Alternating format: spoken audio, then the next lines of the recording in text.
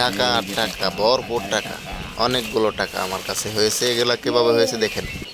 ভবিষ্যৎ সঞ্চয়, অনেকদিন যাবৎ এই সঞ্চয়টা করতেছি। ভবিষ্যৎ সঞ্চয় যেহেতু, তো এটা একটা টার্গেট ছিল অবশ্যই। আগামী 1 বছর পর্যন্ত আমরা এটা আর কি সঞ্চয় করতে চাইছিলাম, কিছু আর্থিক সংকটের কারণে। এখন এটা ভাঙতেছি। আর 2 মাস ছিল যেটা আমার 1 বছর সময় আর কি পুরা হইতো, তো হয় নাই যেহেতু। তারপরেও টাকার দরকার যেহেতু, সেহেতু এটা আর কি ভাঙবো, যে দেখি কী অবস্থা আর কত টাকা হয়েছে এখন পর্যন্ত।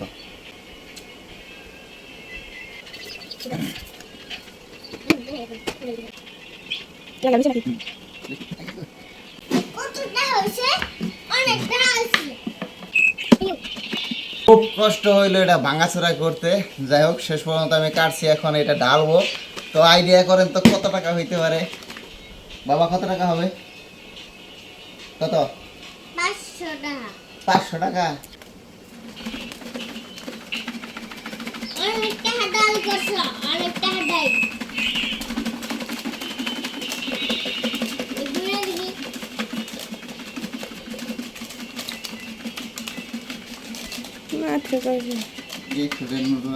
এটা তোমার শেষ। 100 নোট আছে দিদি। তুমি কি 1000 টাকা দিয়ে টান দিই। হ্যাঁ,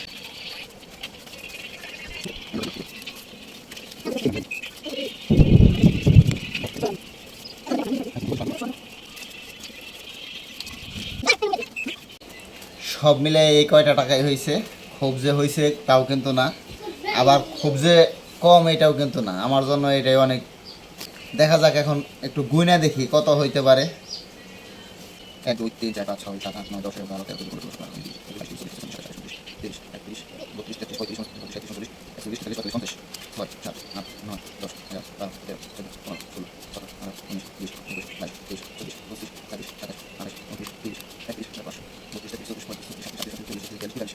43,500 টাকা হয়েছে 10 মাসে।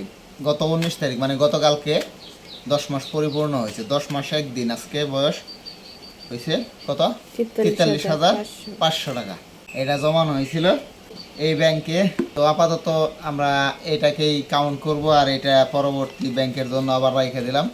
এবং কি এটা আরেকটা ব্যাংক কিনে পরে এটার ভিতরে আবার এটা ঢুকাবো। এটি দিয়ে আপাতত আমার যে কাজগুলো আছে এগুলা অন্তত সেরে নিতে হবে। তো ধন্যবাদ সবাইকে, ভালো থাকবেন সবাই।